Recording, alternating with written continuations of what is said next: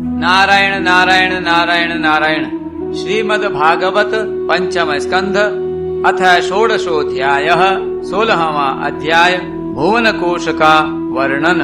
राजा परीक्षित ने अब कहा, मुनिवर, जहाँ तक सूर्य का प्रकाश है और जहाँ तक तारागण के सहित चंद्रदेव दीख पड़ते हैं, वहाँ तक आपने भूमंडल का विस्तार बतलाया है।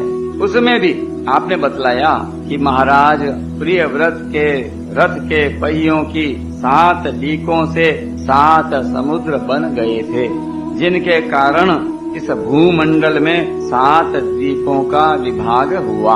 अतः भगवान, अब मैं इन सब का परिमाण और लक्षणों के सहित पूरा विवरण जानना चाहता हूँ, क्योंकि जो मन भगवान के इस गुणमय स्थूल विग्रह में लग सकता है, उसी का उनके वासुदेव संज्ञक स्वयं प्रकाश निर्गुण ब्रह्म रूप सूक्ष्मतम स्वरूप में भी लगना संभव है।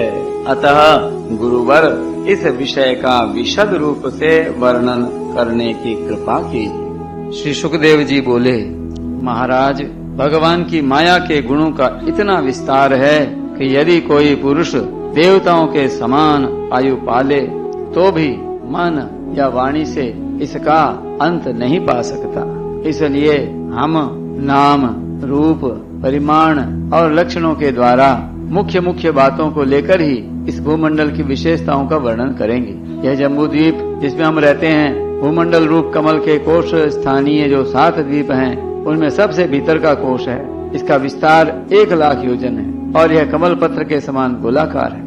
इसमें 9-9 हजार योजन विस्तार वाले 9 वर्ष हैं, जो इनकी सीमाओं का विभाग करने वाले 8 पर्वतों से बटे हुए हैं। इनके बीचों बीच इलावृत नाम का 10वां वर्ष है, जिसके मध्य में कुल पर्वतों का राजा मेरु पर्वत है। वह मानो भूमंडल रूप कमल की कर्णिका ही है। वह ऊपर से नीचे तक सारा का सारा सुवर्णमय है और 1 लाख योजन ऊंचा है।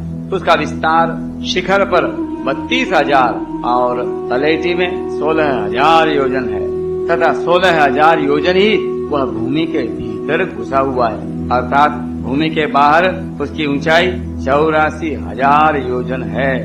इलावृत वर्ष के उत्तर में क्रमशः नील, श्वेत और श्रृंगवान नाम के 3 पर्वत हैं, जो रम्यक, हिरण्मय और कुरु नाम के वर्षों की सीमा बांधते हैं। वे पूर्व से पश्चिम तक खारे पानी के समुद्र तक फैले हुए हैं। उनमें से प्रत्येक की चौड़ाई 2000 योजन है तथा लंबाई में पहले की अपेक्षा पिछला क्रमशः दशमांश से कुछ अधिक कम है।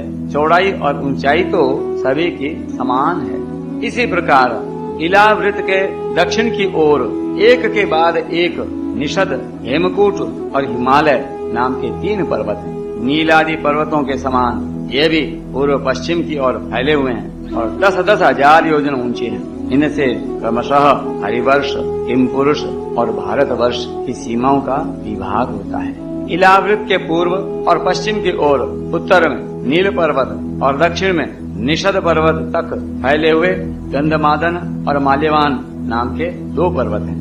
इनकी चौड़ाई 2-2 हजार योजन है और ये भद्राश्व एवं केतुमाल नामक 2 वर्षों की सीमा निश्चित करते हैं। इनके सिवा मंदर, मेरु मंदर, सुपार्श्व और कुमुद, ये 4 10-10 हजार योजन ऊंचे और उतने ही चौड़े पर्वत मेरु पर्वत की आधारभूता धुनियों के समान बने हुए हैं। इन चारों के ऊपर इनकी ध्वजाओं के समान क्रमशः आम, जामुन, कदम्ब और बड़ के 4 पेड़ हैं।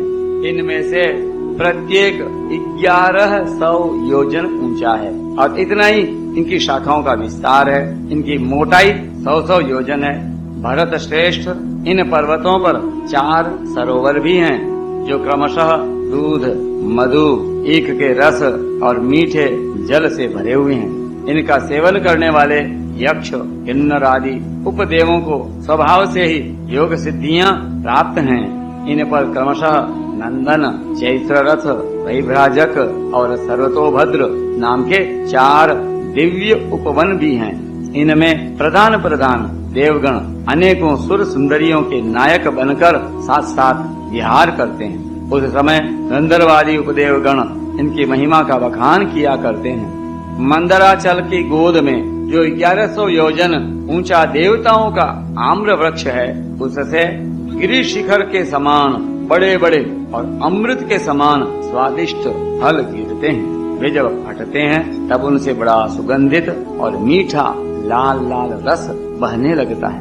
वही अरुणोदा नाम की नदी में परिणत हो जाता है। यह नदी मंदराचल के शिखर से गिरकर अपने जल से इलावृत वर्ष के पूर्वी भाग को सींचती है। श्री पार्वती जी की अनुचरी यक्ष पत्नियां इस जल का सेवन करती हैं। इससे उनके अंगों से ऐसी सुगंध निकलती है कि उन्हें स्पर्श करके बहने वाली वायु उनके चारों ओर 10-10 योजन तक सारे देश को सुगंध से भर देती है। इसी प्रकार जामुन के वृक्ष से हाथी के समान बड़े बड़े प्रायः बिना गुठली के फल गिरते हैं। बहुत ऊंचे से गिरने के कारण वे फट जाते हैं। उनके रस से जम्बू नाम की नदी प्रकट होती है, जो मेरू मंदर पर्वत के 10,000 योजन ऊंचे शिखर से गिरकर इलावृत के दक्षिण भूभाग को सींचती है।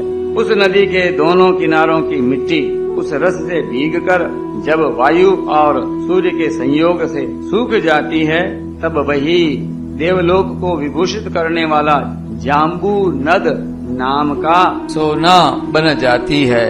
इसे देवता और गंधर्वादी अपनी तरुणी स्त्रियों के सहित मुकुट, कंकण और करधनी आदि आभूषणों के रूप में धारण करते हैं। सुपार्श्व पर्वत पर जो विशाल कदम वृक्ष है, उसके 5 कोटरों से मधु की 5 धाराएं निकलती हैं। उनकी मोटाई 5 पुर से जितनी है।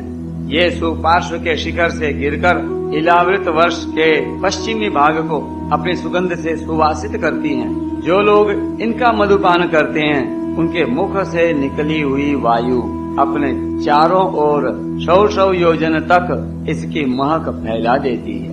इसी प्रकार कुमुद पर्वत पर जो शतवल्स नाम का वटवृक्ष है, उसकी जटाओं से नीचे की ओर बहने वाले अनेक नद निकलते हैं। वे सब इच्छानुसार भोग देने वाले हैं। उनसे दूध, दही, मधु, घृत, गुड़, अन्न, वस्त्र, शैया, आसन और आभूषण आदि सभी पदार्थ मिल सकते हैं। ये सब कुमुदा के शिखर से गिरकर इलावृत के उत्तरी भाग को सींचते हैं। इनके दिए हुए पदार्थों का उपभोग करने से वहाँ की प्रजा की त्वचा में झुर्रियां पड़ जाना, बाल पक जाना, थकान होना, शरीर में पसीना आना तथा दुर्गंध निकलना, बूढ़ापा, रोग, मृत्यु, सर्दी गर्मी की पीड़ा, शरीर का कांतिहीन हो जाना तथा अंगों का टूटना आदि कष्ट कभी नहीं सताता और उन्हें जीवन पर्यंत पूरा पूरा सुख प्राप्त होता है।